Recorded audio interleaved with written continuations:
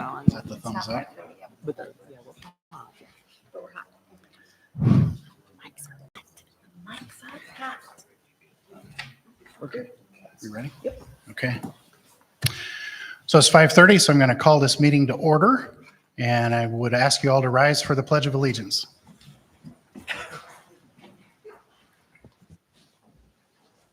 I pledge allegiance to the flag of the United States of America and to the republic for which it stands, one nation, under God, indivisible, with liberty and justice for all.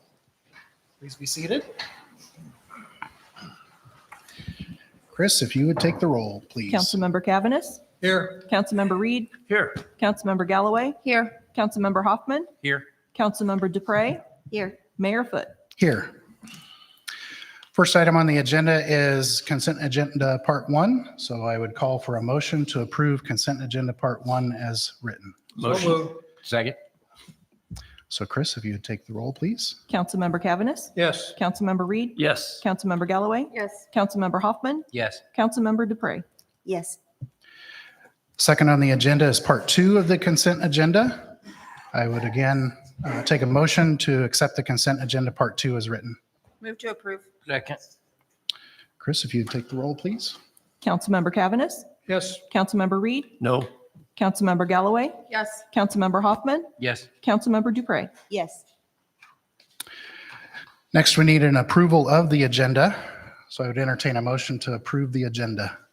Motion to approve. Second.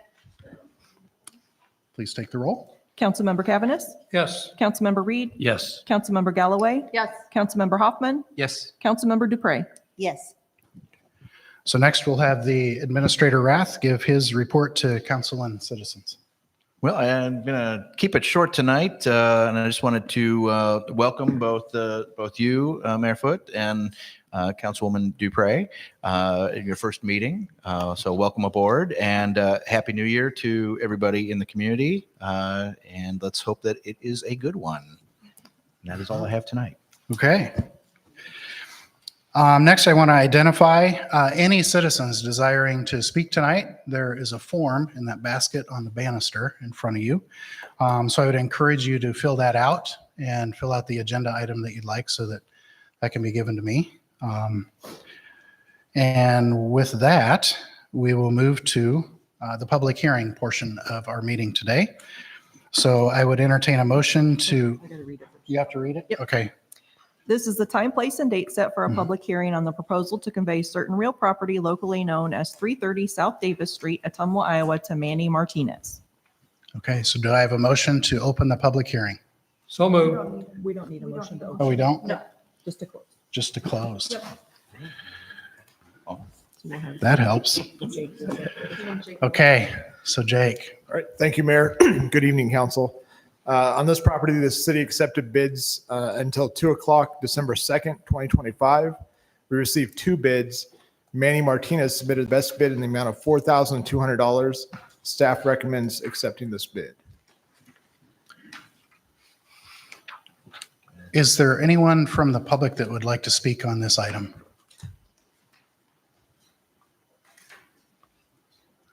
If not, are there any questions from council? So Manny has gotten some different properties. This isn't his first one. How's he done on reworking them, remodeling them, and getting them back into service? Yeah, so Manny has a crew that works quickly and pretty proficient.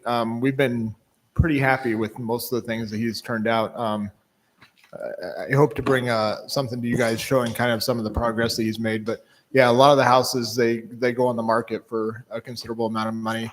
He's got a big staff that works on these properties, so they can put a lot of time into them quickly. That's what we like to see, keep them rolling. Good. I guess to answer that, we haven't seen any real issues from Manny's team. Anything else? If nothing else, then I would take a motion to close the public hearing. So moved. Second. Chris, if you could take the roll. Councilmember Cavanis. Yes. Councilmember Reed. Yes. Councilmember Galloway. Yes. Councilmember Hoffman. Yes. Councilmember Dupre. Yes. Thank you. Resolution number 6, 2026, accepting the bid and approving the sale of 330 South Davis Street to Manny Martinez for the sum of $4,200. Recommendation pass adopt resolution number 6, 2026. Do I have a motion for the recommendation? Move the recommendation. Second. Chris, take the roll, please. Councilmember Cavanagh. Yes. Councilmember Reed. Yes. Councilmember Galloway. Yes. Councilmember Hoffman. Yes. Councilmember Dupre. Yes.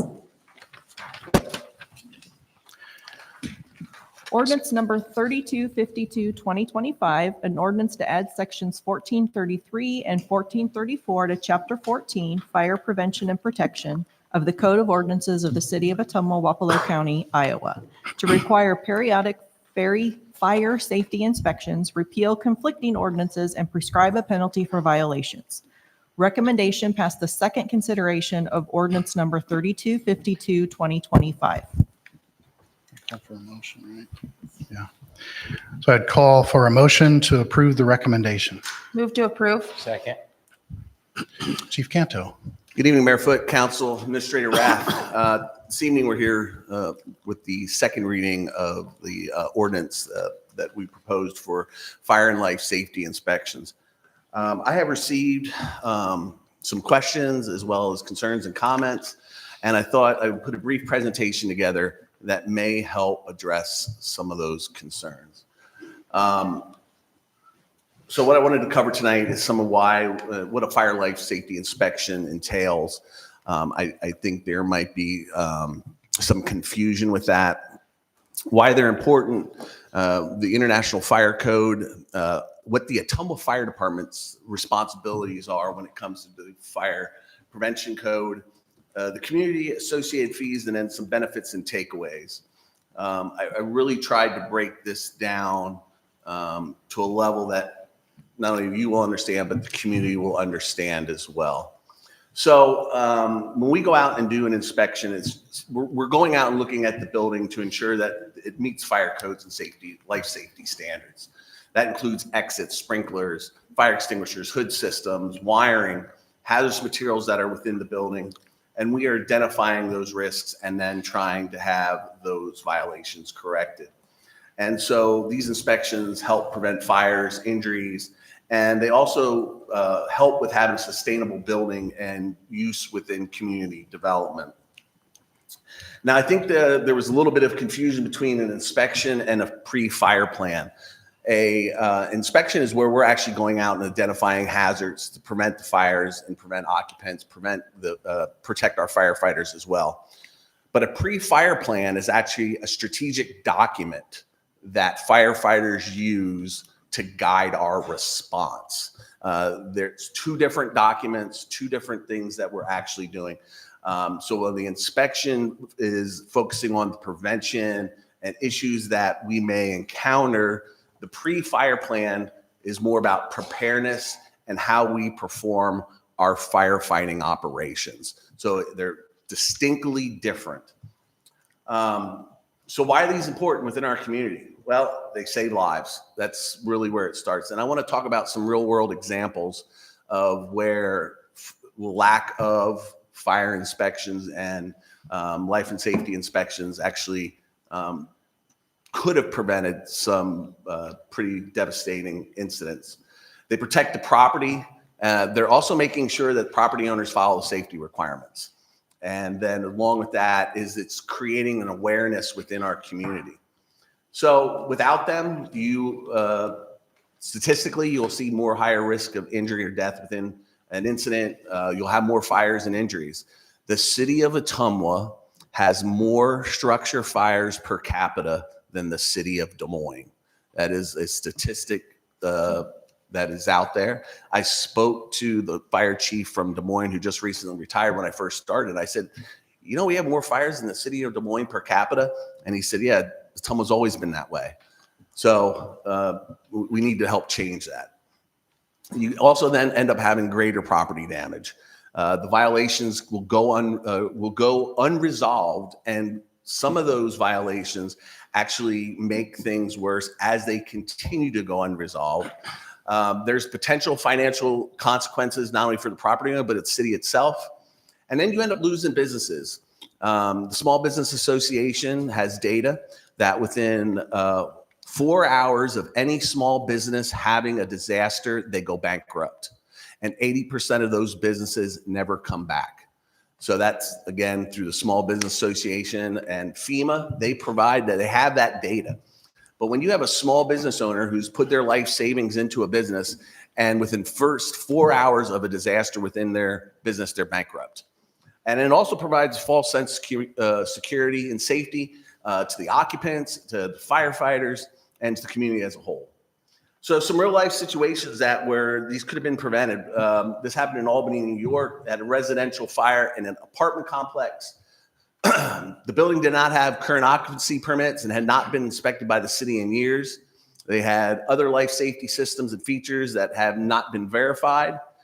Why did that matter? Without regular inspections, essential elements like working fire alarms, exits, separations may not be confirmed. We recently had a fire downtown that affected several buildings on Main Street. For example, within that building, there was a separation that was done that influenced the spread of fire and damage that occurred. If we are doing fire inspections within these properties and we're getting out, performing them annually, that might have been prevented. This happened in a small community in Connecticut in the downtown area. 11 businesses in their downtown area were destroyed by fire. They noted multiple code violations, found inspections months before.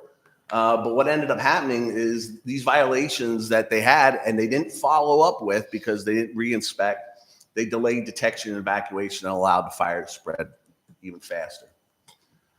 This just recently happened in an assisted living facility. We have numerous assisted living facilities around here.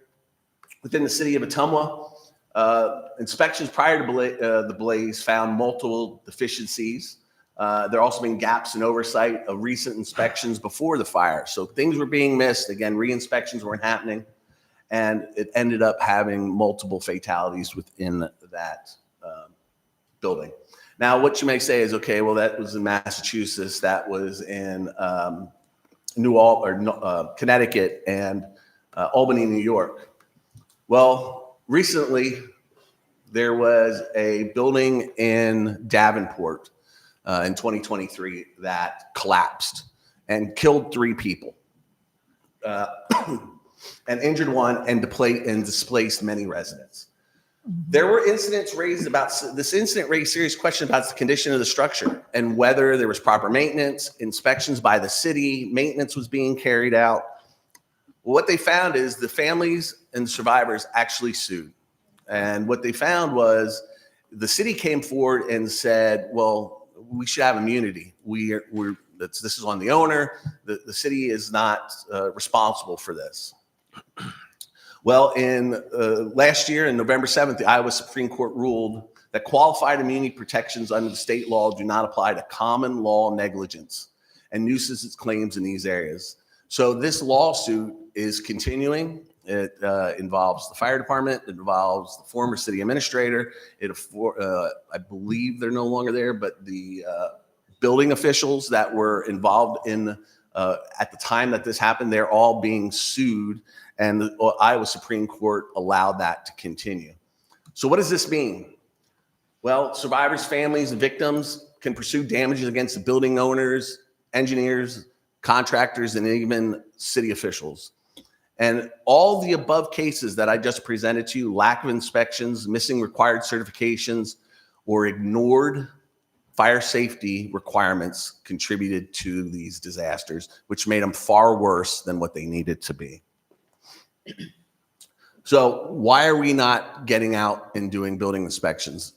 So like Ottumwa, we lack other communities just like us, they lack resources.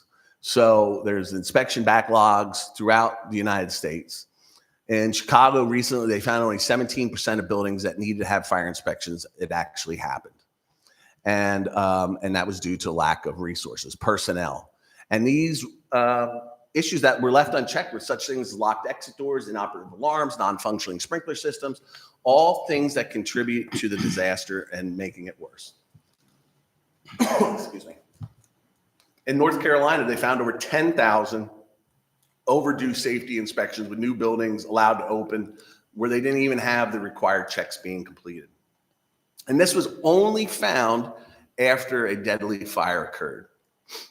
So in 2022, the city of Ottumwa adopted the 2021 version of the International Fire Code. I believe we're on 25 now, 24? 24? There's actually a newer version, but we are doing the 21 version. So we're a little behind, but it was better than what we had, which was the 2016 version. So it's a model code that regulates minimum fire safety requirements in new and existing buildings. And so it sets forth these requirements, and basically what they're looking to do is maintain life safety of building occupants and protecting emergency responders. So where does the Ottumwa Fire Department come into play? Well, under the IFC and the Fire Code, which was adopted by the city in 2022, the Fire Code official is authorized to enforce those provisions within that code. Now, we cannot create policies, procedures, or waive regulations within that code. The code has to be followed. And so when it's also necessary to make an inspection to enforce an issue that may be there, that we may believe that is there, or if it's time to do an inspection, we have the authority to enter a premises at any reasonable time to do that inspection.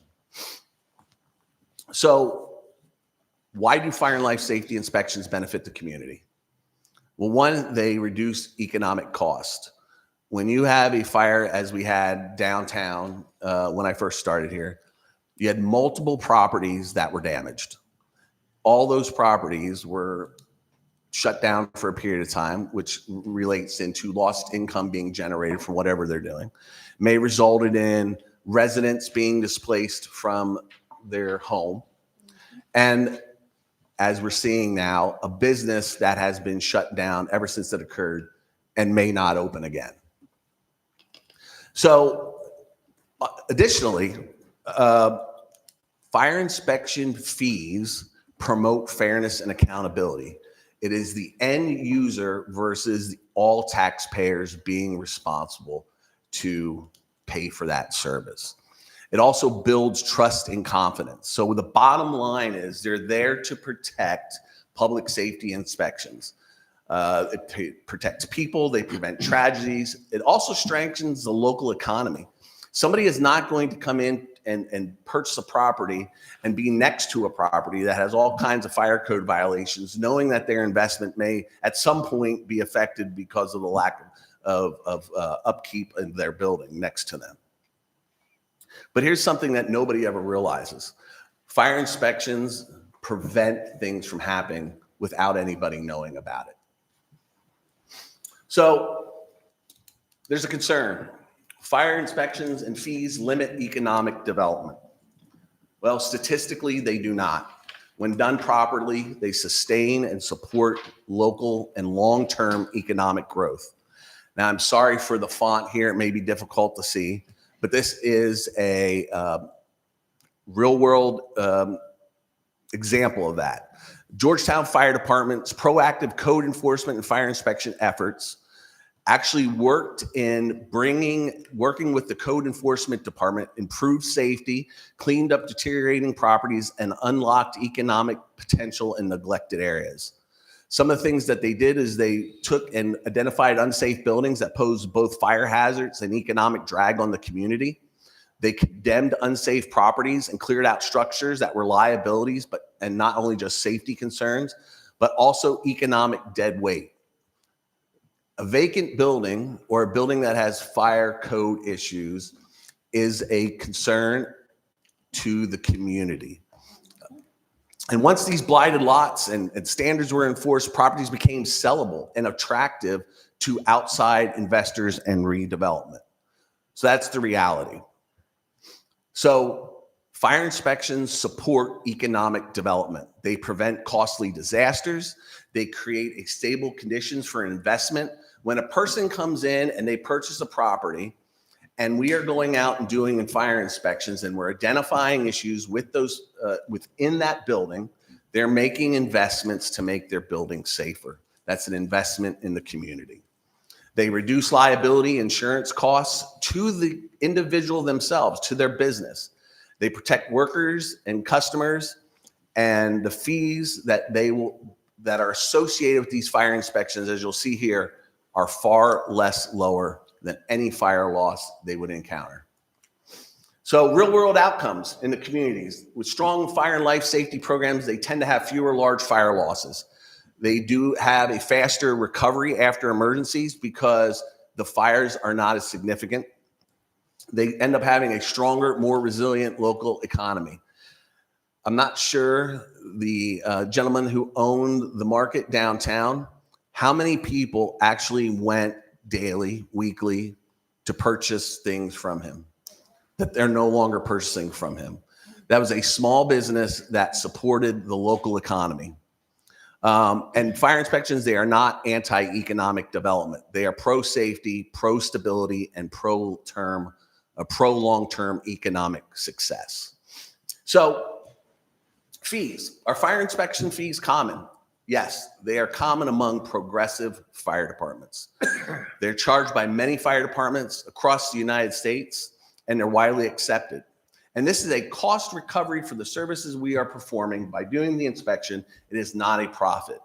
It's user-based funding, which is going towards the end user, and they support public safety without overburdening taxpayers.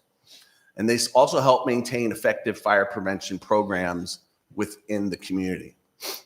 So I know there were some questions about fire inspections, the costs associated with fire inspection. So I thought it'd be good to put in perspective the biggest properties we have all the way down to the smallest properties we have and what that cost would be.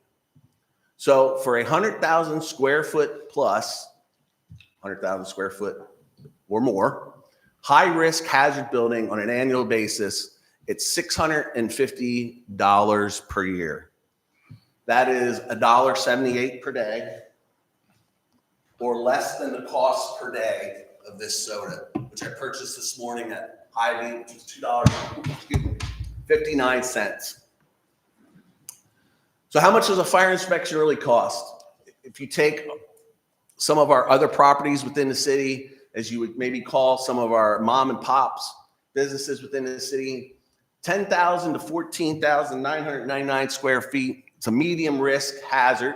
So they are inspected every other year, so they would be at the rate of $450 every other year, which is 61 cents a day. That is less than the cost of this pack of gum over that period of time.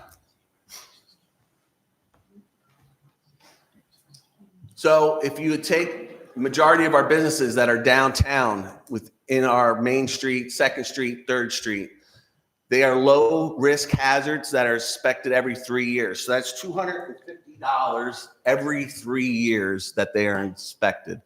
So that cost is over a 3-year period.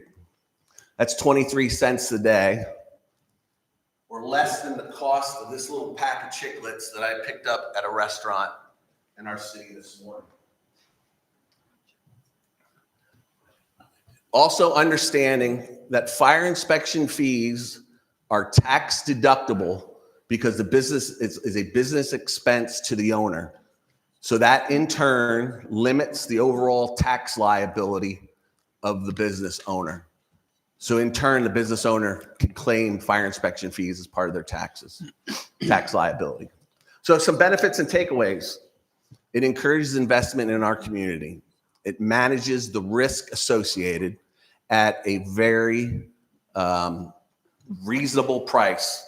There's not an inspection that would happen in the city that costs on a daily basis more than that can of soda. Business look to invest in communities that mitigate risk. It has a positive impact on the business insurance premium, and it has that risk to cost benefit. 23 cents a day to assure that your business is safe. It improves the ISO fire service rating schedule. And with that, the entire community wins, commercial and residential both. Because as we do this, these fire inspections are important because they help protect the people, the community, the properties, the infrastructure that we have. Went through this a little bit earlier, but they increase awareness and preparedness within the city. I don't believe, and this is my personal professional opinion after being in the fire service for 34 years, if you spoke to a business owner who lost everything, if they would have had a better feel to know that for 23 cents a day, their business may have been protected and the fire department would have been able to identify issues that may have been prevented. Protects the community. Another big thing is it protects our members. It limits devastating loss, and most tragedies did not happen because fires were unavoidable, but because inspections were skipped or ignored, violations were not corrected, and fire codes were not enforced. And fire and life safety inspections exist because of these lessons. So inspections are a public safety investment. They protect people, they prevent tragedy, they strengthen your local economy, and they help communities thrive, often without people realizing it. I'm here if you have any questions.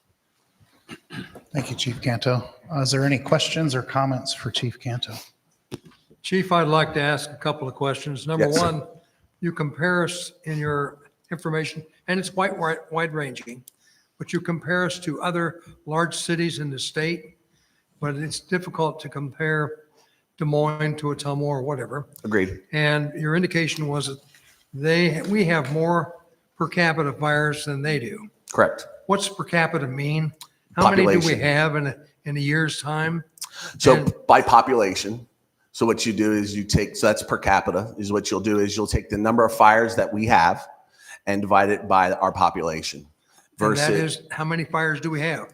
yes. So we range anywhere in the last couple of years between 40 and 60 structure fires, How many? 40 to 60, Okay. and for a population of 25,000, look right around 25,000.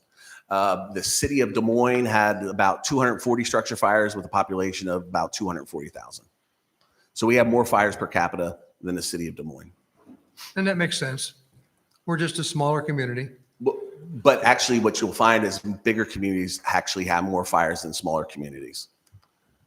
Bigger. Can't argue that with you. Okay, I'll let you have that one. Well, no, they do because of the population and the dynamics and the demographics of a community.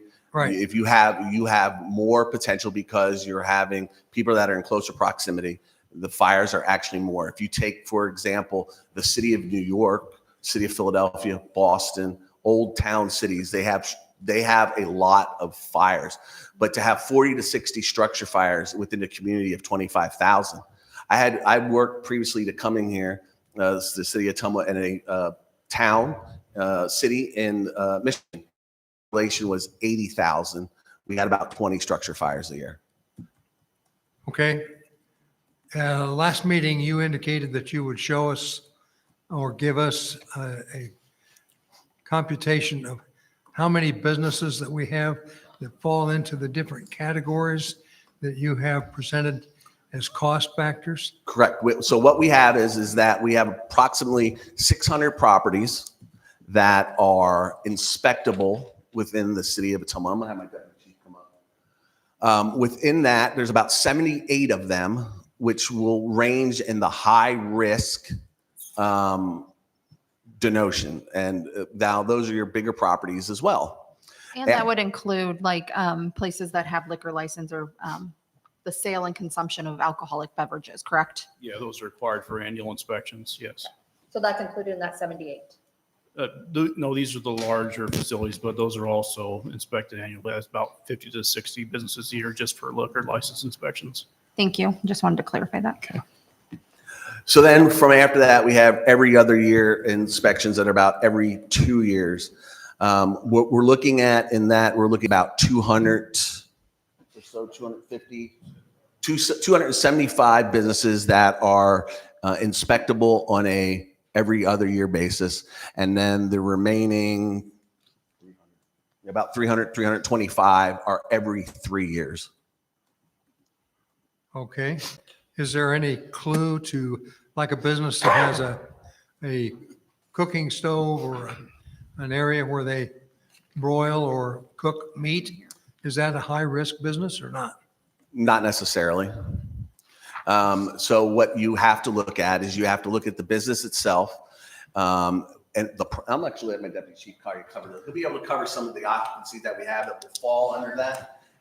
What you have to understand is it's more of a dynamic. It's about the assembly or the occupancy itself, and then processes that go along with it.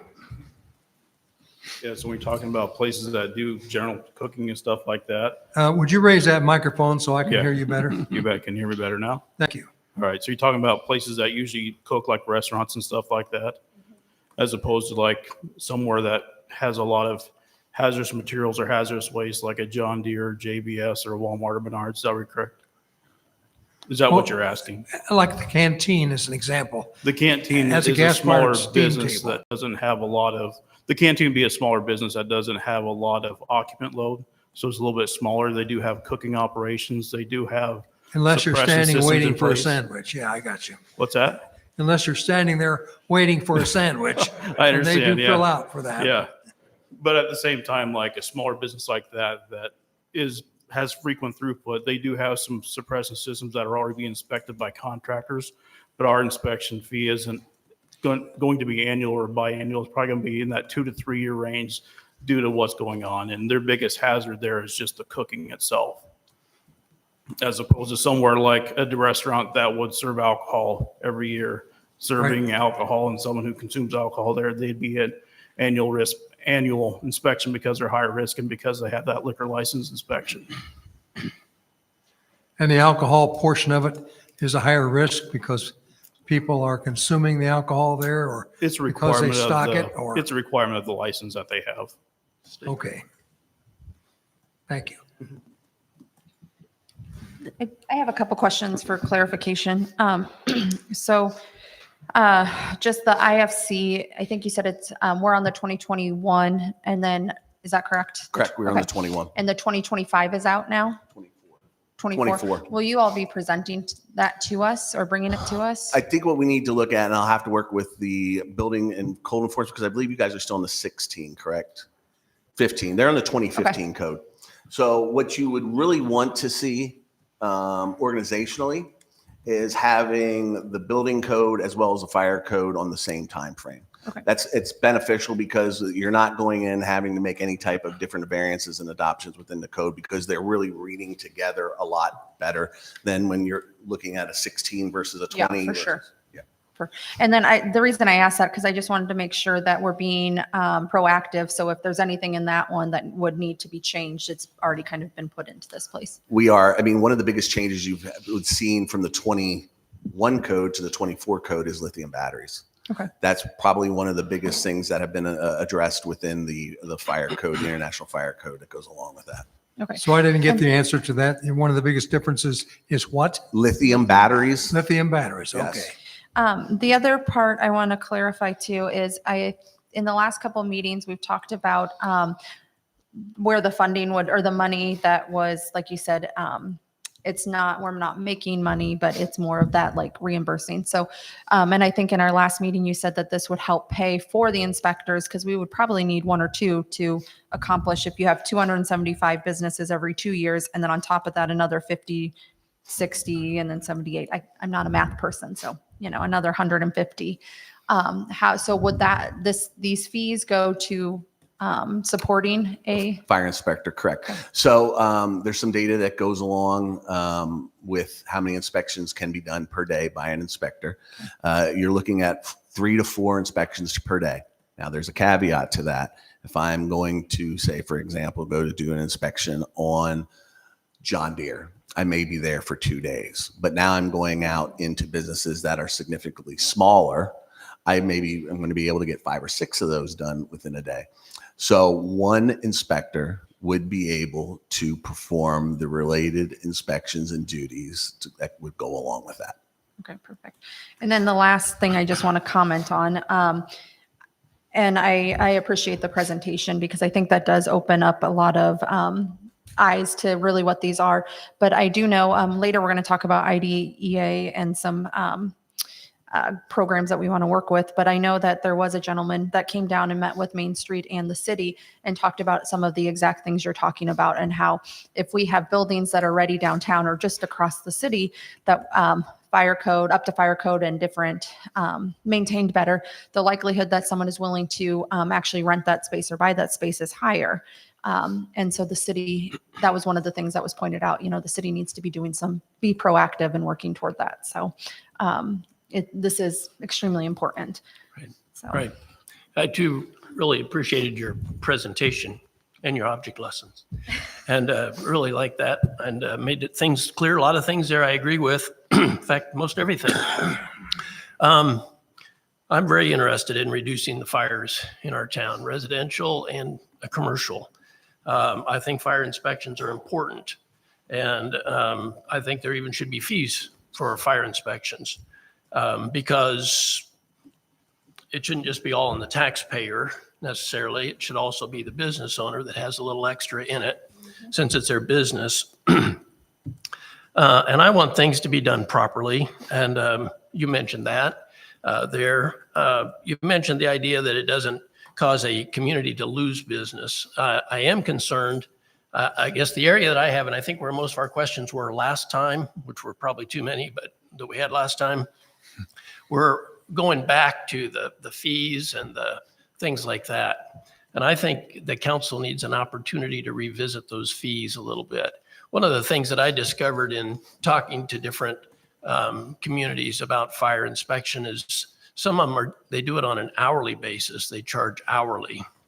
They go in and charge. So- what's your thought on that? I personally, I don't think that's necessarily fair, because there's also some that do it at a flat fee. And so what happens with that is if you're going to go in, now the hourly one would work to an extent, but a flat fee one would not. Because now if I'm a business, so let's say you had flat fees, all inspections are $150. If I'm a small business and I'm paying $150 but John Deere's paying $150. So if you look at square footage and the time that goes along with that, an hourly rate still would, address what we're kind of even doing. And I really wanted to kind of put in as an example, if you look at the small business, which are going to be most of your downtown businesses, it's 23 cents a day. That is what the cost of the inspection would be. That's less than that little packet of chiclets. I'm not sure where, again, in my professional opinion of 34 years in the fire service, if a business owner who had a huge disaster would come back and say, I wouldn't have changed that for this. Right. And so I don't see businesses leaving because of that. To clarify, what fees are you talking about? These ones? The fire inspection fees that we voted on. The resolution? Yeah, in the resolution. I just feel like those need to be looked at a little bit. We don't want to put any kind of a roadblock in front of businesses coming. You mentioned we don't want to lose them. It wouldn't cause us to lose business, but we don't want to lose it before it gets here either. You know what I'm saying? I do agree that it should make a building more attractive, and it should make a potential business owner more comfortable buying this building, knowing that this building next door has passed a fire inspection, or something like that. I would think that would be helpful. But would you say that this ordinance that we're looking at here is kind of the engine that's going to make this whole fire? I think we need to get to fire inspections and things like that. I do. But is this the thing that drives it? Is this the engine of the whole thing? Well, I think there might have been some concerns or questions about why we brought the fees first to the city council instead of the ordinance. If the fees would not have been approved, there would have been no reason to bring the ordinance forward. And again, if you look at one of the highlights that I had in there, the fees that are established are there to cover the cost of the inspector. There are no profits associated. There's no money going into a coffer that's secretive. This is just to support the cost of that inspector. So there would have to be a philosophical question that would come up through council that you would have to consider.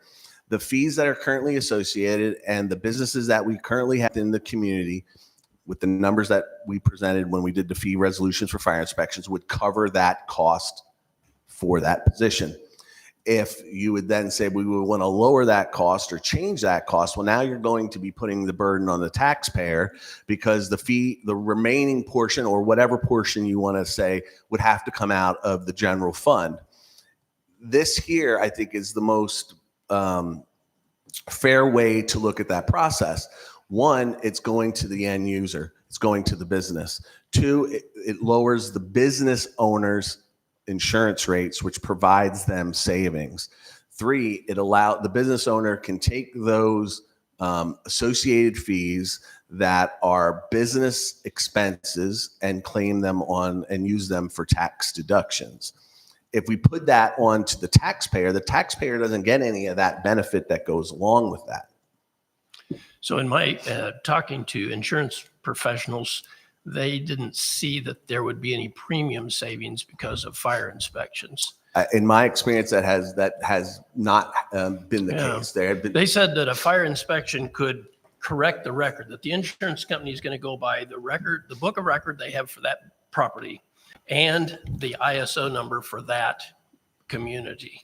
Well, And so the fire inspection, it might be listed that they have fire suppression at that property, but then the fire inspection goes in and finds out, well, it hasn't been serviced and it doesn't work. And then it could correct it in a negative direction for their premium.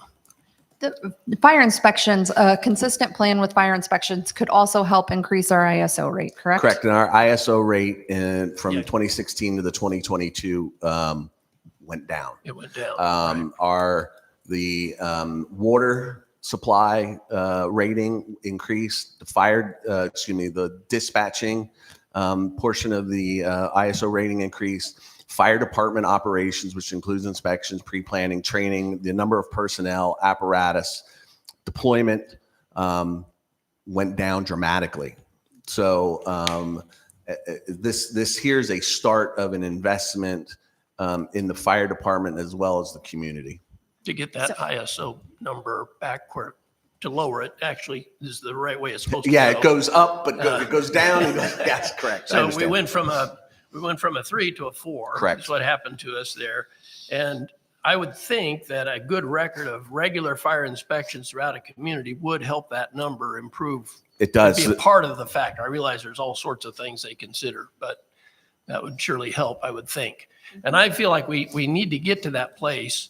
But I guess my concern about voting yes on this would be, I don't want it to go into effect before the council's had maybe a chance to at least, maybe we would confirm exactly the numbers you've already got, but to better consider, I feel like I failed when that came through. I hadn't done this. I hadn't called anybody to find out what was going on out there. And I felt like I dropped the ball a little bit there myself. So the night that around the same time, not the night, but around the same time that we approved the resolution with the fees, there were other communities also working on resolutions that have much higher fees than the city of Ottumwa does. And so I did some reading and research on that too. But I think, ever since I've been on council, so this is entering my 5th year, but 4 years ago, the fire department was talking about fees and the need, especially for like lift assistance, and to take this stuff off of the burden off of the taxpayers, because there's some misconceptions out there about how we're double taxing the taxpayers and people aren't going to call the ambulance anymore because they're going to get taxed. And that's not accurate. It's like, if you're driving drunk and you get in a car accident, yeah, and the fire department comes out, you're probably going to get a bill from them because you've done something illegal, So I just want to put it out there that Ottumwa is behind the mark on this. And we're putting so much burden on the taxpayers right now. And I mean, you can go in and look further down the agenda about how we're talking about goal setting, and we want to reduce the burden of on the taxpayers. Well, this is a way to do that, and that's what that resolution was helping set up. It was helping to move our fire department forward. It was helping to move our city forward, and also to reduce that tax burden a bit on the taxpayers. So Chief, I'd like to make a comment regarding the fees. Yes, sir. In my opinion, I will agree with Councilman Reed. We need to be able to take a look at those fees, because we went from 0 to where you're recommending right now.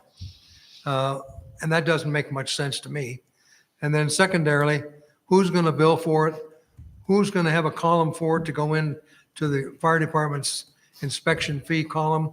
I mean, that can't go into general fund. It just gets obliterated in general. I'll have Mr. O'Donnell. That's not entirely correct. What it is based upon the estimations for what it would cost for the fire inspector, we can match up that those revenues would then offset those costs. Yes, it goes into the general fund and it enters the bucket, but you have to also look at what's being pulled out of the bucket. And if what's being put in equals what's coming out, then that's where we monitor those things. Just because you say it goes into the general fund and it gets lost, it doesn't get lost. Trust me, the departments keep track of I know that. you know where it's at. There's no question. Right. But it's a matter of do the fees support the cost of the inspector? Based upon current estimations, they come out to where it's a zero sum. So is there a place for these funds to go if they could get them collected? First of all, we don't even know who's going to bill for them. But Well, if they were billed for, is there a column that money goes into? There is a line item that will show 001, 150, 001 being general fund, 150 being fire department, and then there'll be a revenue code for inspection fees. So what it is you'll be able to account for those, because every time we do an inspection and get paid for it, then that'll go into that line item and we can track it separately. This would be very similar when we're, say, for example, if we would get a grant. If we, I just recently got a grant from ICAP. It was for $2,000. We purchased lithium battery pack emergency response kit. That kit was $1,933. So I received a $2,000 ICAP check, which I gave to finance. Finance put that in under grants. The cost for the lithium battery pack response kit we purchased was $1,933. So it's very similar to a grant, I guess would best way to say it, going into the account. So Chief, do we bill somebody for a fire? So we don't bill people for a fire, but there's a caveat to that, unless you do something illegal. Like light your neighbor's house on fire with like fireworks? Fireworks, meth lab, burning outside of proper times. It would be, we don't charge and bill for a house fire. Now, so if we would say, I know there was some concern, said, well, what about a car accident?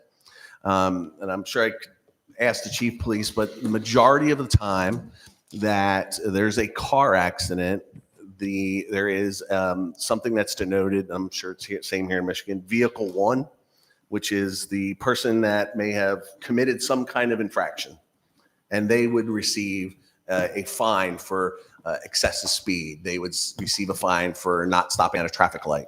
We would then, because they had broke the law, they would receive a bill, which most insurance carriers carry an underwriter of up to $500 to pay for that bill that's associated. Now, if the person was driving drunk, again, it's the same issue. They get their vehicle into an accident as they broke the law. So the only way you would be billed for a house fire is if you were doing something illegal.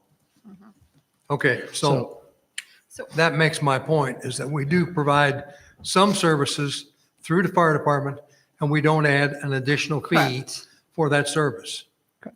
If I Well, might- but I guess the question would be then, so like right now, as you're saying, is yes, if we go to somebody's house that was That's illegally manufacturing methamphetamine and their house caught on fire, we do not bill them. Is that what you're saying? Well, I don't think anybody ought to be manufacturing methamphetamine Correct. in their home or other business, either one. Right. But I'm just Outside, saying a general on the house backpack. fire, Correct. we go there and take care of it, put it out, Correct. and their insurance company, if they have insurance, should cover the cost of replacement. But we don't send them a bill for Correct. showing Well- up with a fire truck. We do not, but actually that has changed nationwide. In fact, there are several communities, even here within Iowa, that are now charging for structure fires, brush fires, really any emergency, because there is a train of thought, and I don't necessarily agree with this train of thought, but there's a train of thought that says that the taxes are there to establish the fire department for the readiness of the department to be able to respond. That's kind of the thought process. And where they went through with this and kind of equated it is that you pay homeowners insurance every year for your house, be it through escrow or paying it however. But at the end of the day, when you have an issue where you need to make a claim on your homeowner's insurance, you have a deductible that goes along with that, same as you would have with your vehicle insurance. I don't think if your house is on fire that we should be billing, but there has been a new change in train of thought nationwide from cities, insurance companies, councils, administrators, where they're actually now billing to respond to a structure fire, including here in the city of, or the state of Iowa. So I would like to interject now. It seems like the conversation has moved beyond what we're talking about tonight. What we're talking about tonight is an ordinance for inspections, and we're getting into fees and other things that really don't pertain to what has been motioned to. Correct. So I want to bring the conversation back. I would also like to allow our other council members to have questions or comments if they would like on the topic at hand, if you would, please. You said that there were 40 to 60 structural fires this last year. On average, so if On you go average. back and you average things together, we Okay. can have How anywhere. many of those were actually commercial? I'd have to ask my deputy chief. I can tell you since I've been here, we probably had, so we had the one on Church Street. We've had the one downtown. Any others? JBS, we had the fire at JBS. So with my last year here, we had 3 of them that I can remember. Okay. Um, And I know that downtown, most of those buildings are quite old, Correct, and they have been upgraded and put apartments in the upper levels. correct. That's inspected by the building department, I'm assuming. There are rental units. If they're rental units, If they're rental units, will be inspected as part of our rental program. Otherwise, we will not be Hold on. inspecting owner occupied units. Those rental units. We only inspect rental units. We do not inspect owner occupied. so are any of those properties been inspected by the fire department then that were renovated? Consistently, No, just initially. if we inspected any of those properties that were affected by the fire downtown. One of the 3, yes. Cerro Grande is an annual inspection due to the sale of alcohol. Right, but that's the business. I'm talking about the apartments above, these loft apartments. Were those inspected when they were renovated, or are they ever inspected if they're purchased? We do not currently inspect any rental properties. Because I know the fire that was over the Italian restaurant, Mhm. Italian Joe's, that was a result of an apartment, right? Yes. Apartments, if they're rental units, they will be on a schedule for inspections every 3 years. But Yes. if they're a purchase, they're not. No, if they're owner occupied, they will not. So for the fire department is that I think it's kind of understanding some of the things that happen. So if the building comes into the city, let's say a new building, and was built in 1980, the initial process starts by the building department. They issue their permits and all those things, look at plans, they make sure the roads are right. They work with the Department of Public Services, water main, sewer, and all those things. After that is done, and this is with a commercial building. So when we're looking at fire inspections, these are for commercial properties. Right. After that, there is no longer any inspection or any process that goes on by the building department or the health department. It is now the responsibility of the fire department. So the building department, all they will do is if a new business comes in commercial, they start the process, but it then becomes the responsibility of the fire department. I guess my question is this, because the lower levels are all commercial, the upper levels are residential. If you're checking the bottom, something could be happening up above. It doesn't, yeah. So what ends up happening is the International Fire Code is more about commercial properties. It does give you some leeway to check common areas in multi-residential properties, but not single family. Because we do have a rather old buildings downtown, which I know are a hazard. I believe that we do need the inspections. I liked your presentation, and I appreciate the time you guys gave me yesterday to go over this. I still have questions on how I feel about things. I do think that we do need some inspections, but I also think we need to. For the residential side, the fire department does not have the Right, authority. I understand that. I just have questions. I'm still trying to process all of this, but I appreciate the time you gave us today. I will say, Chief Cantor shared with me earlier that in addition to the commercial inspections, this inspector would have some other duties as far as education and information to the public, which would be spread out campaigns that might help residential or schools or other entities as well. Yeah, I actually provided human resources with a recommended job description for this position, the inspector position. And I don't call it an inspector. I call it a fire and life safety inspector because they're out there doing fire and life safety. Part of their job responsibilities would also be handling public education. They would be helping do fire extinguisher classes, CPR classes, first aid classes. They'd be very integral in the fire prevention month with the schools. They would kind of become, to an extent, and I know this from the organization I ran prior to coming here, they almost become the face of the fire department because they're the ones that are always out in the community. They're actually dealing with the community. They're dealing with the business owners on a daily basis. Other members of the fire department, they're only really, unfortunately, they're dealing with people when they have an emergency. And so this position that was associated with this fee process would be very, what's the word I'm looking for? They would be out within the community a lot of times. Chief, one other question I have is all the existing buildings that don't comply with the most current code, would they be required to update their properties or not? So again, there's Councilman, there's a lot of side that go along with that. So for example, we would go in and we would identify issues that they would there would be certain things they would have to fix. To update the entire building to the current code, it would only really happen, and I'll have my deputy chief kind of cover this here in a second, is that they do major renovations of a certain square footage that would determine, that would kind of put that into play. So I was really thinking about buildings that are not sprinklered, but other buildings of similar size that are newer, are sprinkled, they're not going to be required to come to those levels. No, unless they have a change of occupancy, meaning that they change their use of the building or they have a major renovation, like 50% or more of the building would be renovated, then they'd have to come up to the current code. Okay, thank you. That helps clarify. Thank you.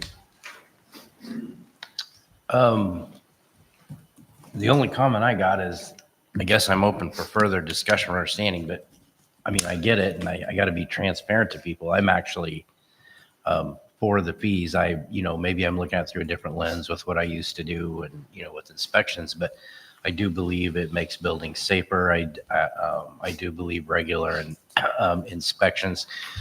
We are a little behind probably in the times, and I did a lot of research on fees, and right now ours are much cheaper. And I did research a lot of the insurance companies, and I talked to a lot of professionals too. And a lot of the time they said regular inspections did lower 10 to 20% of the time. It would take down 10 to 20%. I'm sorry. It would take down 10 to 20% on your insurance. I want small business to come to town. I believe in small business. I mean, that's what makes our town grow. But I do believe it's a cost of doing business, and with the fees set they are right now, I don't believe they're outrageous. The $650, per year, that is, what did you say, 5 or 6 buildings? And then just, again, being transparent, coming from Walmart, where I used to be a $650 inspection, those places won't even flinch about it. The smaller businesses, I do feel for them a little bit, but the fees go down. And I believe you gain more back in the long run by what you save on insurance by regular inspections, because the regular inspections, if you're doing what they're saying, I still do have the same concerns, though, that we talked about before, is volunteer organizations like Heartland Humane, churches, baseball fields, different things like that. Yeah, I just want to make sure that, here's an example. Let me pose this to you. So say it's a church or a ball field that has get-togethers, not very often, maybe 3 or 4 a year. I mean, that's going to be hard for them to expect them to have a hood and have this when we go inspect. So you see where I'm going? Like I guess when you talk about like ball fields, like concession stands or Yeah, something like yeah. that, depending upon what fire safety features they have within it, if they're required to have a hood, that's still required to be an annual inspection if it's used on a short rotation. Stuff like that should still be inspected because you have the life safety of the occupants of that building. No. I'm while not they're saying that it open. should not be inspected. That's not where I'm going with it. I mean, the level of accountability or what they have to have. That's what I'm talking about. It's like we go and inspect them. If I need a better example, if a church has 4 big gatherings a year, Right. are they going to be required to have a hood and everything else with only the 4 big gatherings a year? For like, Heartland Humane, if they have 4 fundraisers a year and they have a stove and different things, are they going to be required to when have the like hoods and buildings and all these businesses were built and put into service at that time, they had to meet the requirements of the fire code and the building code at that time. Since they were installed, they're expected to inspect and maintain those systems. So that's the kind of things that I'm looking for when it comes to doing an inspection.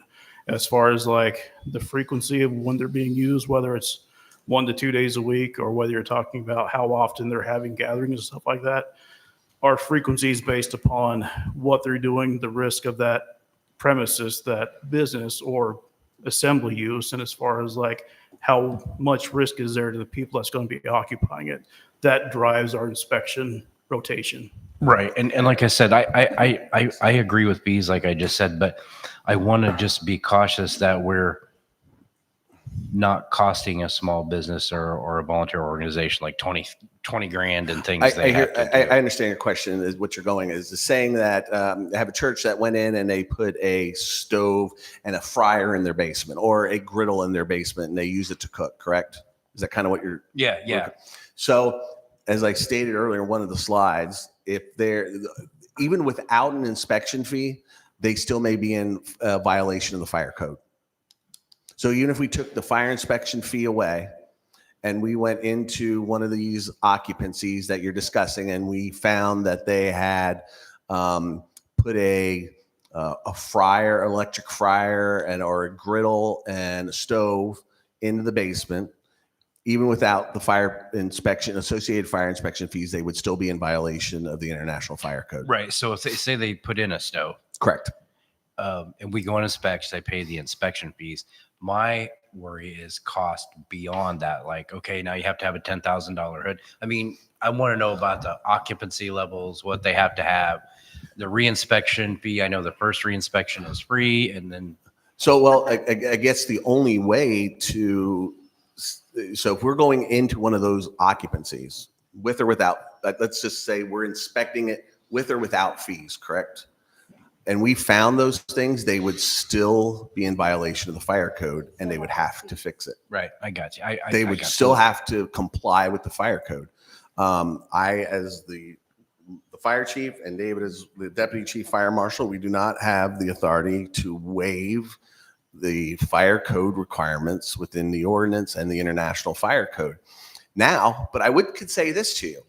What I have found in the past is that once you start doing fire inspections on an annual basis and you are out there in the community prior to people doing some of those changes or putting something into their basement or adding something, they're more apt to call you and have that discussion where you can say to them, no, just so you understand, if you put that fryer, that electric fryer down there, commercial electric fryer and the commercial electric grill, you're going to have a fire suppression system and a hood. A lot of the times that those things occur, it is because of the lack of a consistent fire prevention, inspection, life safety program. Right. Yeah. And I get that. Like I said, I did that for 28 years myself. I get that. I'm just, worried. I want the inspections. I want them to be safe. I actually believe in the fees. I just want to make sure that we're not adding additional costs. But there's obviously a lot of questions. So, I mean, I would support. Yeah, I have a couple questions that have to do with the ordinance, not the fees. So you had mentioned the fire code that we have adopted right now Yes. is 2021. Correct. What is the state fire code? Where are they? They're in the 24. They've adopted 2024. So they're not 2015. No, state has adopted 2024. Yeah, just this year they've adopted. Okay. 2025, they adopted 20. Okay. So with that, are there any buildings or occupancies within the city that are required to be inspected by the state? There are most systems that feel like CMS, like nursing homes, hospitals, those are taken care of by the state. Restaurants are also taken care of by the state. Things like schools, daycares, and stuff like that, those are taken care of by the fire department. But anything that's regulated by the state, or they license to the state, or they have inspections based upon CMS requirements, are also taken care of by the state. So in those instances, then the Ottumwa Fire Department would not be taking on those inspection responsibilities. The state fire marshal would. Is that correct? That is correct. Okay.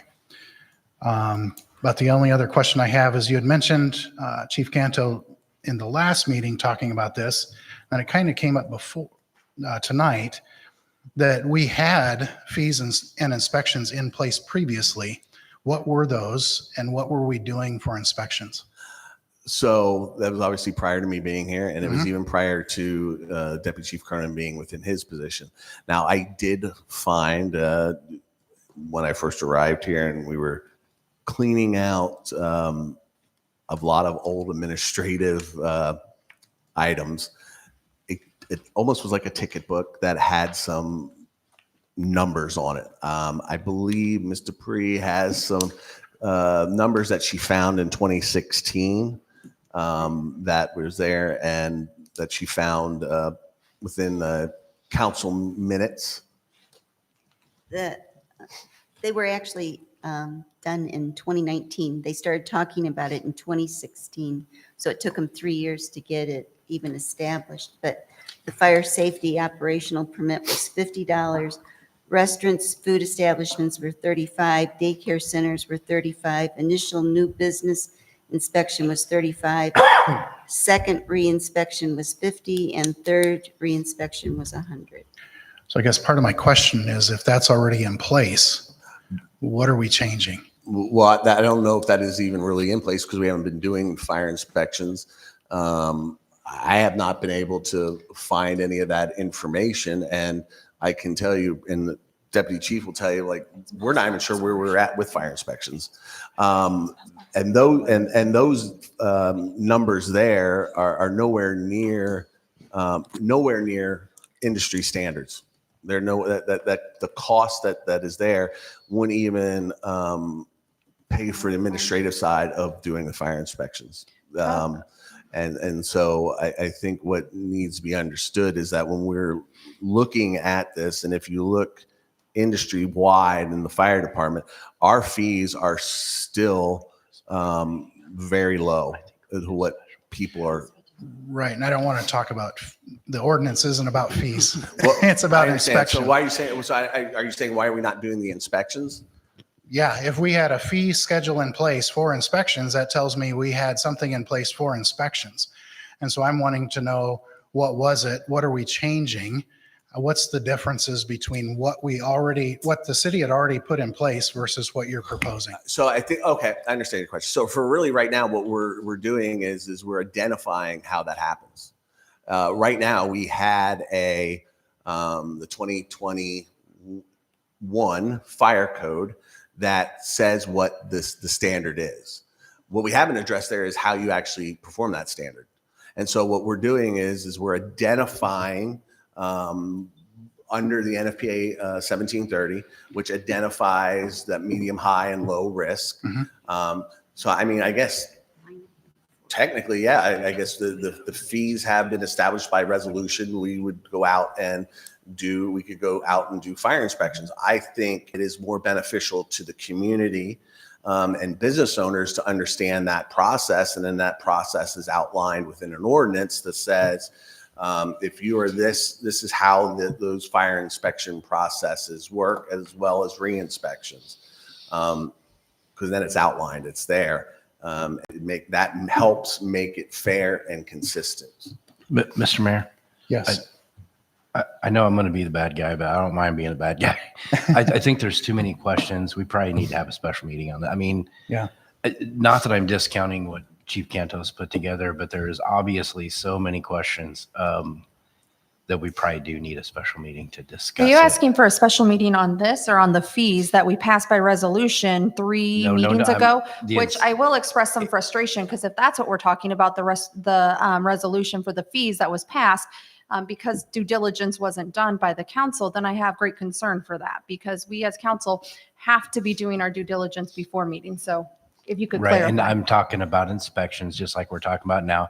And I believe, there's so many questions up here. There's so much that still isn't understood that it is doing our due diligence to pull it off. and If I talk could for a about it. second, so what we're establishing now, the fees, as Ms. Galloway said, were established through resolution. What we are establishing now is how fire inspections are completed within the city. That we have identified that fire inspections will meet the IFC 2021 International Fire Code. That says the measurement that we are doing. That's how we're measuring.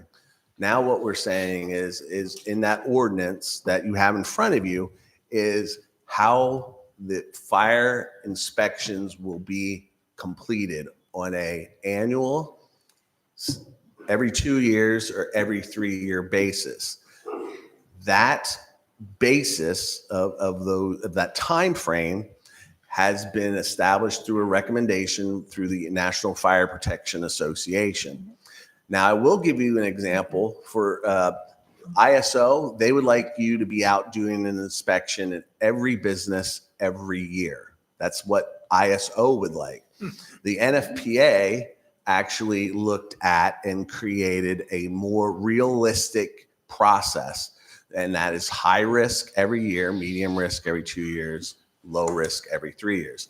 All this ordinance is doing is creating a very consistent process of when fire inspections are completed annually, every 2 years, every 3 years, and what those occupancies fall under. That is it. I agree, and I completely understand. I just think there's too much question. I mean, So- there's too many questions. So. To speak to your point, I think where we're at is we have 3 different options the council does. One, you could vote on the ordinance tonight. If it passes, we have a 3rd reading.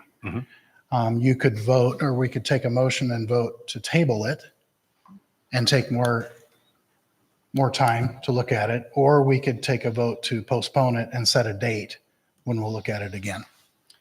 That would be tabling it. It's a little different. So I guess I'm just going to say one thing, that this is a process that is being set up, again, like Chief Canto said.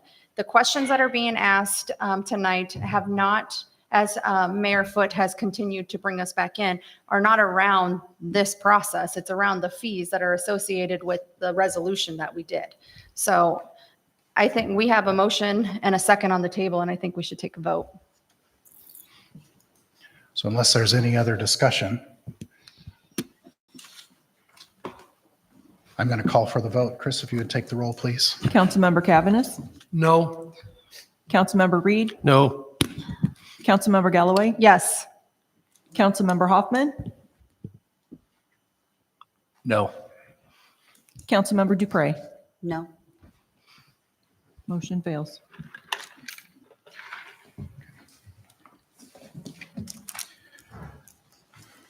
I got to find my place again. Can I just say one other thing? So now that the motion's failed, we won't have another reading. So this would be a really good time to sit down with Chief Canto and get your questions asked and answered and work through the concerns that you have with this ordinance so that it can be brought back to us in a way that does meet the expectations of the council. I would agree. So we need to have a work session, You need a work open to session. the public. So next on the agenda, we have a departmental board or commission recommendation reports.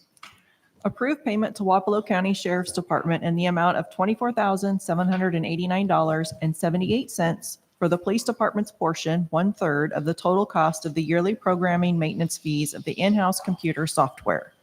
Recommendation authorized payment of $24,789.78 to the Wapello County Sheriff's Department for programming maintenance fees of the in-house computer software.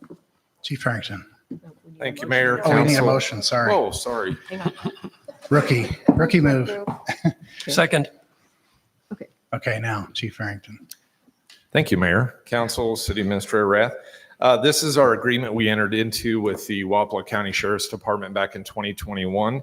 It's our joint CAD, RMS, JMS, and civil process software through Central Square Technologies. Our entity, or the city of Ottumwa, pays 1/3 of the total cost.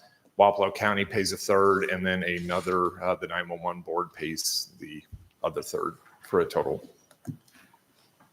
And on the staff summary, I apologize. The actual number in total at the bottom is incorrect. It should be $74,369.33. So a Of third which of we pay that. 1/3. Yes, sir. Good. That helps the math work better. I was wondering about that. Any questions or comments for Chief Harrington? Okay, if not, take the roll, please. Councilmember Cavaness? Yes. Councilmember Reed? Yes. Councilmember Galloway? Yes. Councilmember Hoffman? Yes. Councilmember Dupre? Yes. Thank you. Consider a motion directing staff to initiate 2 Iowa Economic Development Authority Community Catalyst Building Remediation Program grants. That's a mouthful. To support the repair, rehabilitation, or redevelopment of city-owned buildings located at 105 East Main Street and 131 East Main Street.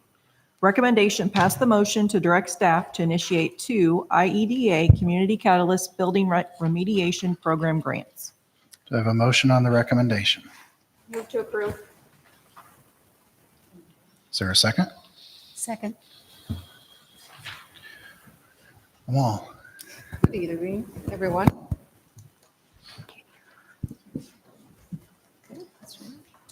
A little background on this item. Those properties, 105, 107, those are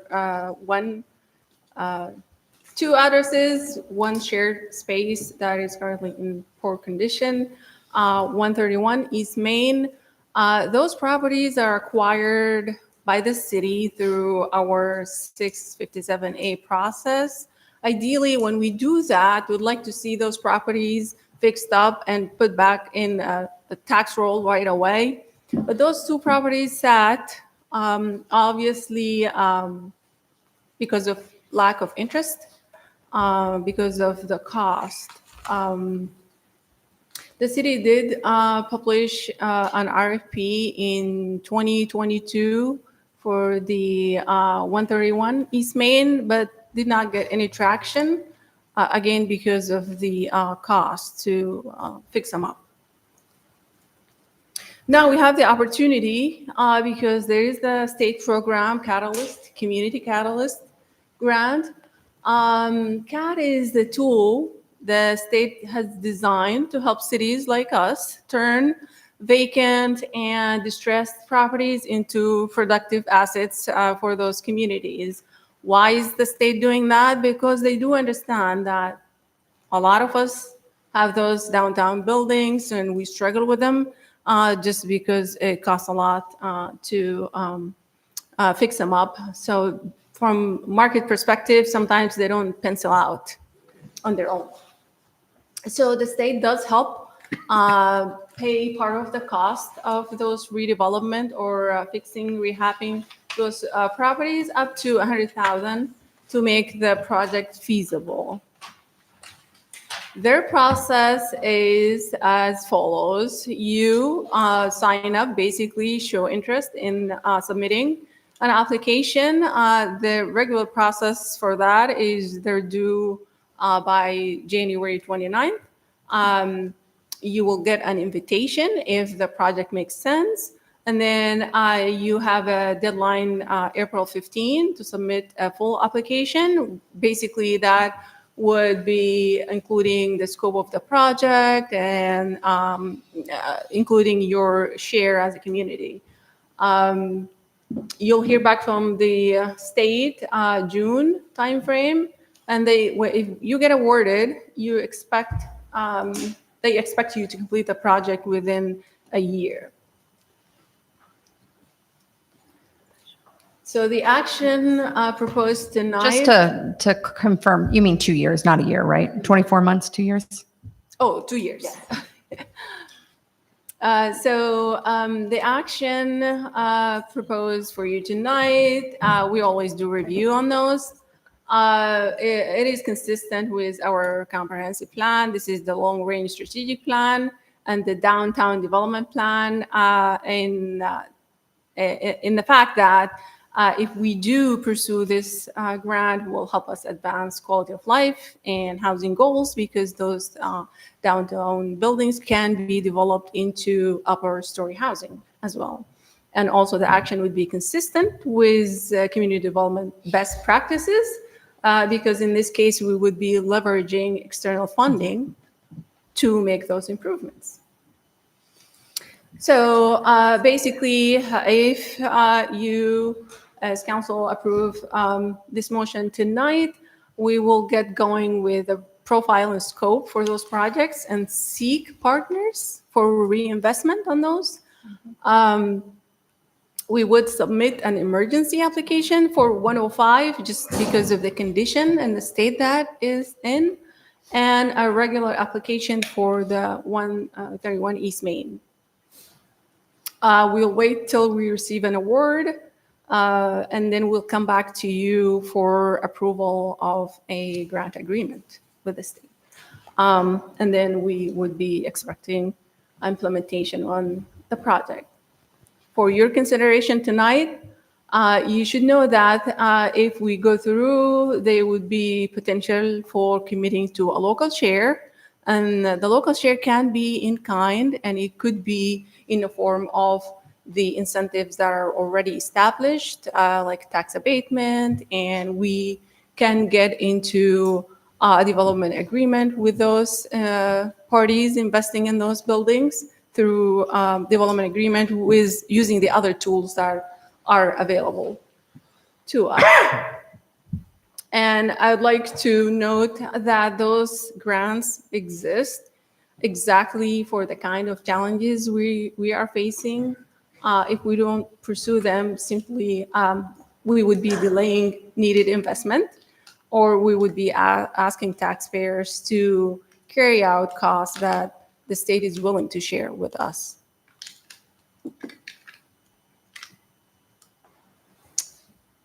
Recommendation, approve the motion. Is there any questions or comments? What's the planned use of the bank building at 105 East Main? We do not currently have a plan. We may have a concept. We are working with Main Street, Ottumwa, into creating a concept plan and marketing that property for reinvestment. Basically, at this point, we're open for ideas on what can go in that building. You're really looking to sell it, right? I mean, Yes, yeah, that you just want we- to work it up and, improve it so it can be sold. Yes. Yeah. That's actually the preference of IEDA, is not the city, for the city not to own buildings like that. At one time, that building was considered to be salvageable because it was under the The historic. historic view or mechanism. I don't know if that still exists or not. I don't know if it's historic. I don't know if any money we've got could bring that back to their requirements. Jake, do you know if it's on the registry? It is. Yeah. We did acquire it in 2020, yes, April. Say that 2020. again, please. April of 2020, we got title. So that belongs to the city. Yes, So it's our problem, no matter what we do with it. Okay? it is. And the other building at 130, whatever it is, East Main, was a building that had been burned once and had some reclamation done to it. And then for whatever reason, they stopped. I don't know what condition it's in or what kind of money it would take to bring it back into usable consideration. It will require, are you talking about 105, 107? No, I was talking about the other 131. Oh, the bank. Yeah. That's on the alley to the canteen, right next to the alley to the canteen. 105, 107, we do believe it will require heavy investment to bring it back up. Okay, so what's the building number for the bank? 131. It's 131. Oh, so I was backwards. Yep. Pardon me. Okay. I still don't know why we're going to resurrect if we don't have a plan to do something with them, other than, quote, sell it. We're not just selling, we're actually looking to partner with an investor to redevelop it in a way that is going to be satisfying for the city. Okay. Yeah, we were approached by Main Street with this and presented with the opportunity for Catalyst grants as a way to help with that. So as was mentioned, we own the building 105, 107. It is in serious disrepair.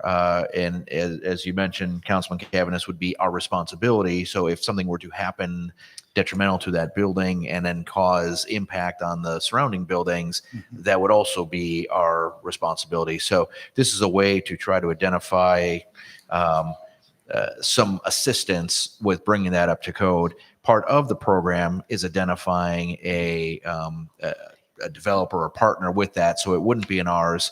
And the scope would be something that we look at. We'd like a project that fits within these parameters. We'd like it to look like, this kind of use. Those are things that we'd have some control over. We're just looking for saying we'd like the ability to proceed and get this pre-application in, so we know if we're even considered for the application process itself. Part of the consideration is that we have to make a case for public benefit for the state grant. So right now, it's no cost to us. It's just to put. And our partner is who? Wait, just a sec. Go ahead. Go ahead. So right now, it's just to get the applications in to apply and see if we qualify. And on the 131 East Main, is that still on the historical registry? It is. Yep. Okay. We can get working on the application itself. We'll come back to you with an agreement if we get the awards. And then we'll know what our part would be as far as a money value. Yep. I motion to approve it. And that application is due by the end of the month. Correct. Is that right? Yes. And are our partners willing to sign on with this request for grant or not? They would be. But They would appreciate the assistance. Okay. Okay, Chris, if you could take the roll. Councilmember Cavaness, Yes. Councilmember Reed, Yes. Councilmember Galloway, Yes. Councilmember Hoffman, Yes. Councilmember Dupre. Yes. Okay, we're moving on to resolutions. Resolution number 1, 2026, designating depositories for city monies and city funds not to exceed the sums indicated per financial institution. Recommendation pass and adopt resolution number 1, 2026. So Finance Director Cole. Move the Oh, we need a recommendation. motion. Move the recommendation. Okay.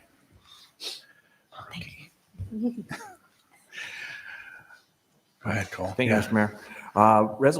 This resolution modifies Resolution 105, 2025 by increasing the deposit limit for C1 Credit Union to $21 million. Through the CD bid process, C1 has offered rates significantly higher than other institutions asked to submit bids. As such, the deposit limit needs to be increased. What I will say to you is that we have gone out a couple of times with looking to see if we can get some better rates on what I would say is new money, not a reinvestment of other CDs. And that's the reason why the limit increased, because C1 came back with significantly higher bids than others. But we have, in my opinion, reached our limit with C1 that if we have any new money to invest, that they won't be able to bid because they would exceed the limit. We want to make sure that we diversify and not put all our eggs into one basket. We do have a significant deposit with Iowa State Bank and a high yield savings account that is actually doing better than IPATE.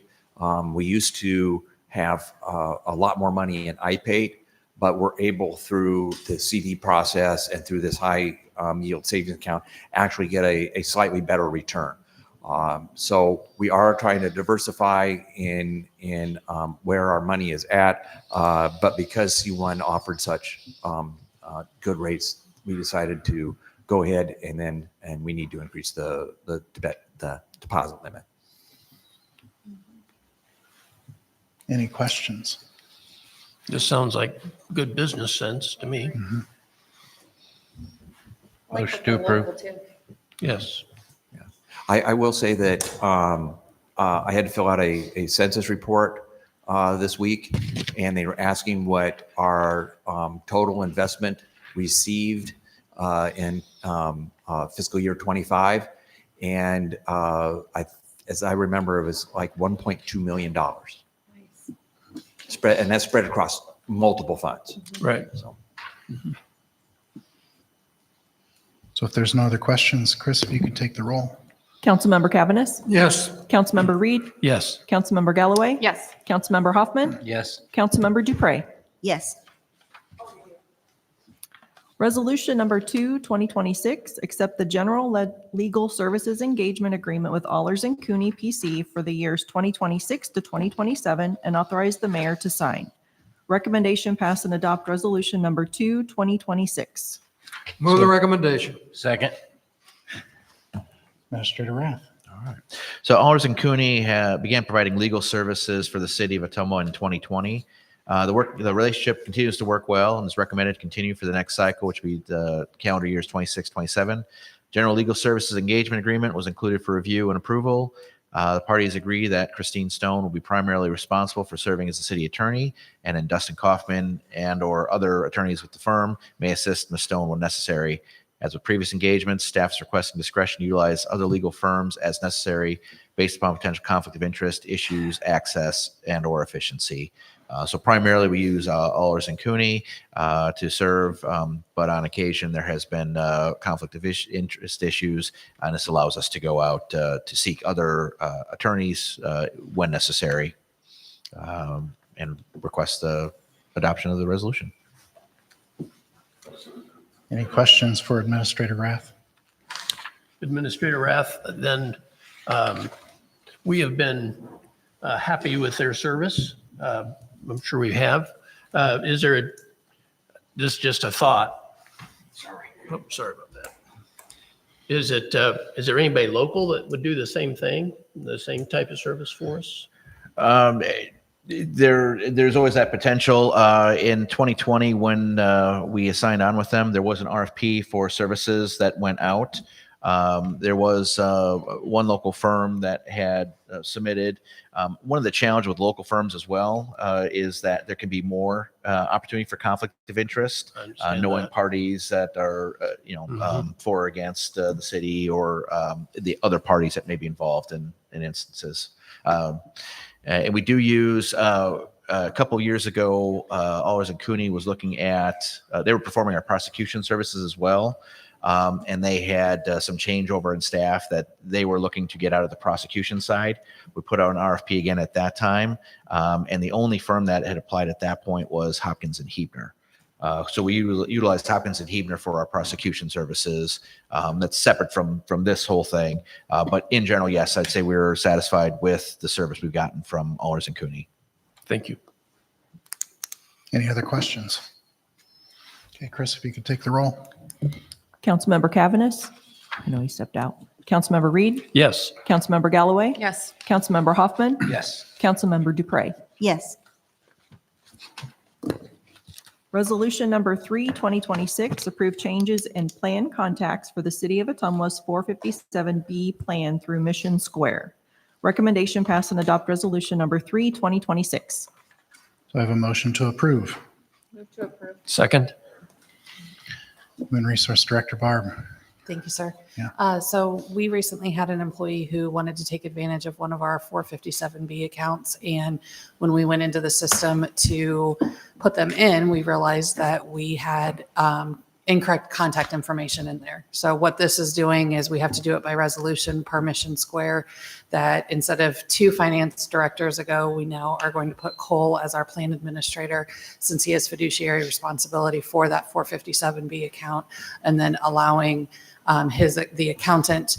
And then I currently have access to it. And then our HR generalist would also have access. We input what our employees are selecting to do, and then finance goes in and actually pays that and sends that money to them. So it's a checks and balances system. Is there any questions? So it's simply a contact name change. Yes, sir. Okay, Chris, if you could take the roll. Councilmember Reed, Yes. Councilmember Galloway, Yes. Councilmember Hoffman, Yes. Councilmember Dupre. Yes. Thank you. Resolution number 4, 2026, adopt the goal-setting report prepared following the 2025 strategic goal-setting work session for the City of Ottumwa, Iowa. Recommendation pass and adopt resolution number 4, 2026. Do I have a motion to approve? Motion to approve. Second. Administrator Rath. Okay. November 22nd, 2025, City Council, current and then-elect, now all current, along with the senior level staff and others in attendance, met for a work session to identify goals for the next cycle of the City Council, 26 to 27. The results of that session were formulated into a goal-setting report, which was attached for review and pending adoption by City Council. This document would set the path forward for city staff in navigating city services and elected officials and setting policy for said period. Is there any questions or comments? No, I thought it was a pretty positive session. I was allowed to zoom in, so I would motion to approve. I thank Phil for putting it together. Yes, I enjoyed it, and I thought there was good things accomplished there. Mhm. I was appreciative to be invited as mayor-elect. Yeah, I think it was very productive. Maybe because one of my top things made the top of the list. So that helped me a little bit too. I do want to make a comment. There is one thing in the list that kind of irks me a little bit. So I'm just going to state this is not my stance. There's someone in there, an item in there that says we're hamstrung by the state. I'd like to look at the limitations that we have given to us by the state of Iowa as opportunities to tighten our belts maybe a little more, to become more disciplined in what we're doing in our city. And if we just take on the attitude of the state's just hurting us, I think that just hurts ourselves. So I just wanted to point that out. Again, it's a small item, but it kind of gets to me. So I wanted to make that comment. If there's nothing else. I want to thank you for inviting me as well. It was enlightening. Good. So Chris, if you would take the roll, please. Councilmember Cavanagh, Yes.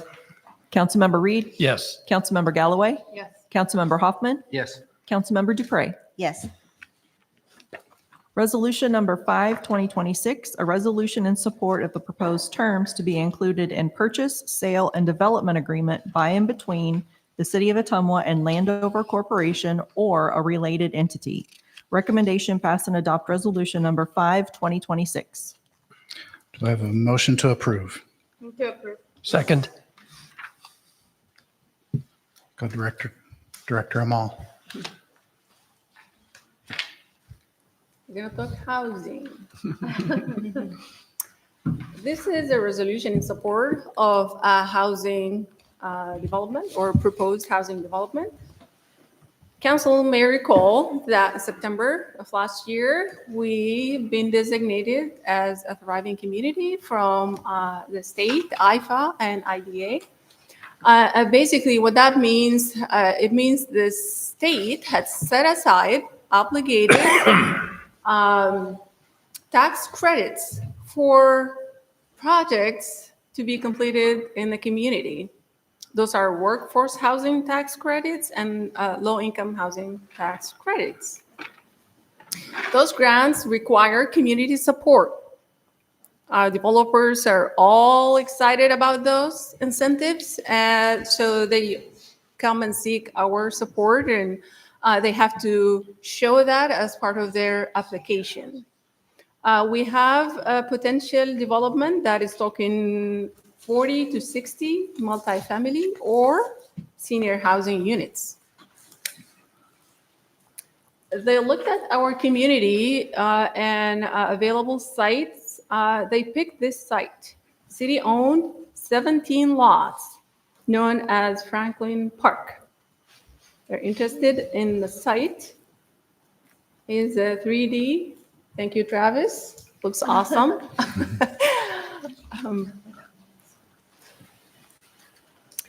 So basically, they're requesting city sell them the property for $10,000 and make their project eligible for tax abatement.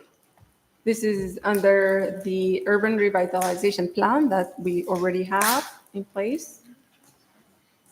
Proposed conditions that they'll be seeking the tax credit contingent on them getting awarded the tax credits, and then the council approving formal purchase agreement and development agreement following a public hearing. And then they construct qualifying housing units timely and apply for tax abatement. This is what we have as conditions in the resolution of support. For your consideration, what is the fiscal impact of approving this resolution tonight? Minimal impact. We potentially would be selling land for $10,000, potential tax abatement per city policy. There is no expected direct city cash contribution as part of this. What is the strategic value of taking a decision tonight? Potentially, we'll be advancing housing supply because we're looking to add 40 plus units. Redeveloping site into highest and best use, currently vacant and used as open space.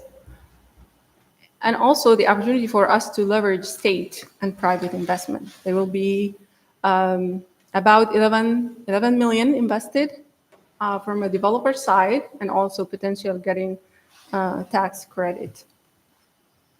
And then, of course, we will be adding to our tax base. So if you look at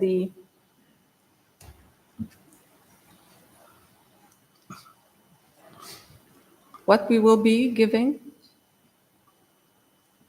we'll be getting. Next steps, if we approve this tonight, developer would get going and doing their due diligence on the site, preparing their application for the tax credit. We will be working with them on a development agreement that includes purchase agreement. They will apply for the state application. And then implementation would be contingent on them getting the grant. So there will be no transfer of land until them getting approved and they proceed with the development agreement.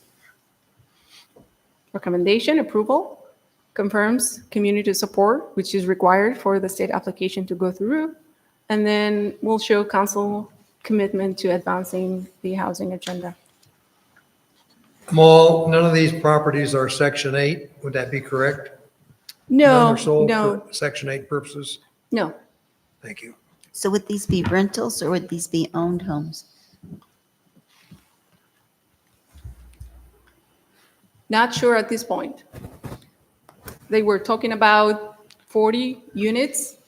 They will not get into design unless they secure the site and secure the grant.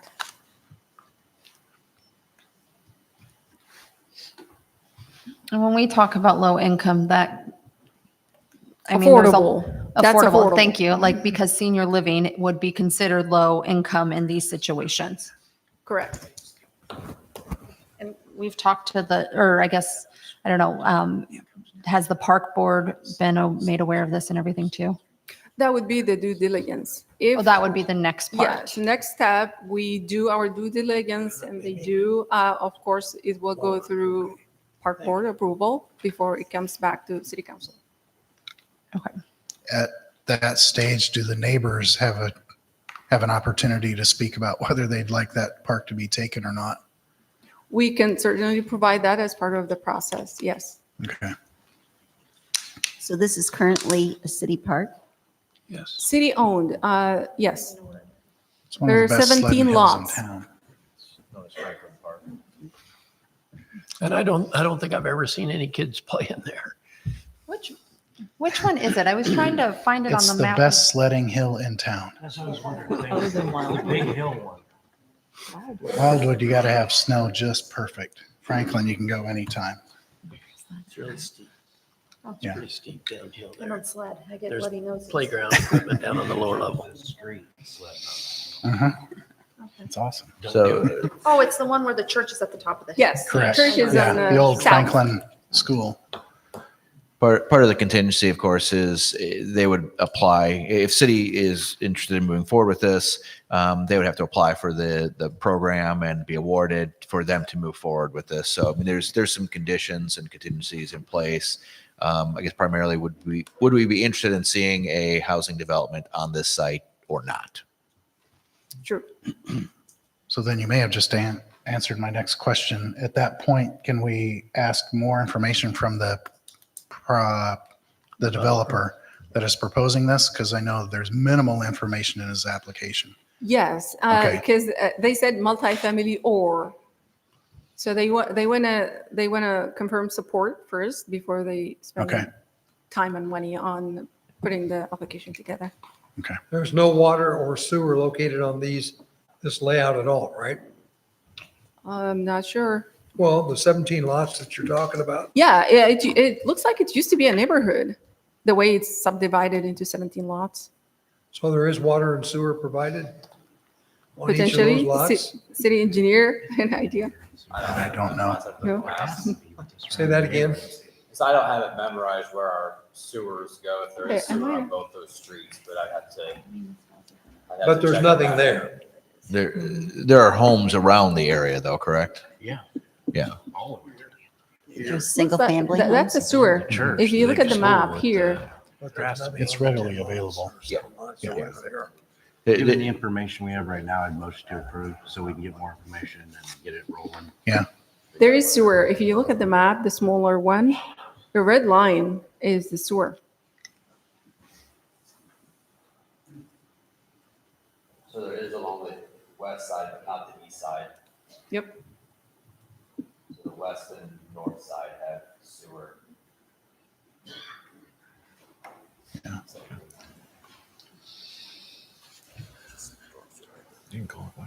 So it sounds like if this passes tonight, we move to the next step. So, A motion, we move to the next step. so if there's no other questions, Chris, would you take the roll, please? Councilmember Cavaness? Yes. Councilmember Reed? Yes. Councilmember Galloway? Yes. Councilmember Hoffman? Yes. Councilmember Dupre? Yes. So now we're moving to the agenda of the public forum part of the agenda. So this would be giving an opportunity for anyone to come and speak with anything that is not on the agenda. If you would like to do so, please come forward, state your name, address. I think you have something you have to read, right? I Or have not? read that for a while. You haven't? Okay. Pretty sure she has.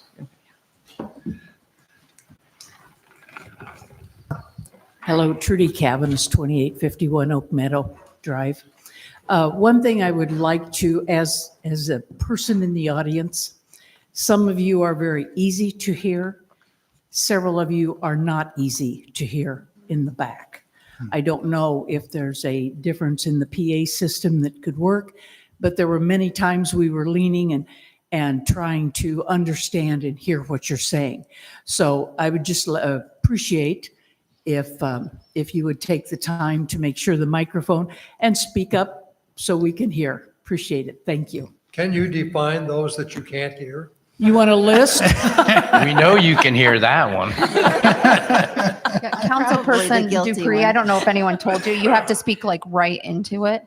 So, yeah, so you I have to know speak it's- right into it. Don't do what Councilperson Hoffman does and talk in the side, because we'll never be able to hear you. Is it me? Because I do have a tendency to. How's this? That's better. That's better. Thank you so much. Is there anyone else? Okay, so I would move to just public comment from council. I just have one comment. I just wanted to thank Mayor Foote and Councilperson Talk Dupree. into your mic. Their first night. I just want to congratulate them. Their first night. Glad to have them here. So hope the first night went well. Hope it was good. I just have a reminder that this weekend at Bridgeview Center, Meet Ottumwa is putting on Wildlife Weekend. So January 10th, it's from 9 to 1. It's at Bridgeview Center. It's free to all. It's a lot of fun. Come out. There's activities for the kids. Iowa State, Blank Park Zoo will be there. The library will be there. There will be just a lot of fun. 9 to 1. Come out. And enjoy a free weekend of fun with your family. I'd like to speak to the administrator. Bill, are we going to fix this chip paint going over the east wall here? Yes. Thank you. Something I'd like to say if I have a chance here. I just, again, from time to time, like to explain my no vote on the alcohol. And so I've mentioned various things, and I will review some of those from time to time, but I've mentioned about health and family and financial things that can be harmed through the use of alcohol. I want to mention tonight, something I've been thinking about is the safety of our officers having to deal with some things. And though I don't know a lot of detail, and I have not talked with anybody specifically to get this, and I probably should have, I just want to mention that concern for the safety of our officers that are at risk if they're having to deal with folks who are intoxicated. And my understanding is, and this is a resident of the city told me this, that there are places in our town where officers have to be on a pretty regular basis, nearly nightly, to deal with certain things. And that's just another concern for in dealing with the alcohol. Another reason why I vote like I do on it. An officer is endangered if they're having to deal with someone who's disorderly and maybe, because of the alcohol cause them not to think well and so on. So officers face an increased risk there, and we want our officers to be safe, and we appreciate them. They are public servants, and we hate to see one of them get injured through something like that. Well, as long as you brought it up. Chief, if we could afford to hire 2 or 3 more policemen for you, the corners in this town where no one stops, they just roll through. If you collect $75 a head on that, you could pay all those officers double what they need. Okay? 4th Street and Court is one perfect example. I sat there the other night and I watched 6 vehicles roll through that intersection. 2 of them didn't even make a brake light effort. And I don't understand why people can't read STOP. They just can't get it. But I'd appreciate it if they could. And with our resolution that we have, if they cause an accident, we'll actually be charging them too by the fire department. Correct. Okay. As newly elected mayor, thank you for putting up with me through the first one with the rookie mistakes. But I do want to take this opportunity to officially announce that I have asked Congressman Hoffman to be my mayor pro tem. Councilman. Good upgrade. Did I say Congressman? I make that mistake all the time.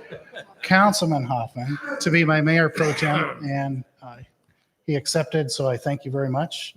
Appreciate it. It's an honor. Yeah. Thank you. About the only other thing I would state is that, and I've said this many times, we need more people involved in the boards and commissions and the committees that help advise the council and the mayor and the staff of the city. So if that is something that you want to do, I'll just tell you this is something you need to do. You can go to our website, and there's a very easy process in putting an application together. And then you and I can have a conversation. We'll find the best board for you to be on. So with that, I would entertain a motion to adjourn. Thank you, Mr. Mayor, for a good job tonight.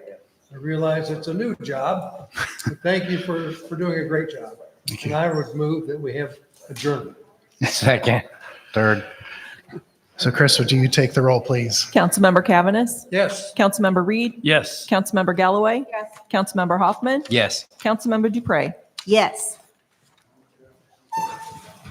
25.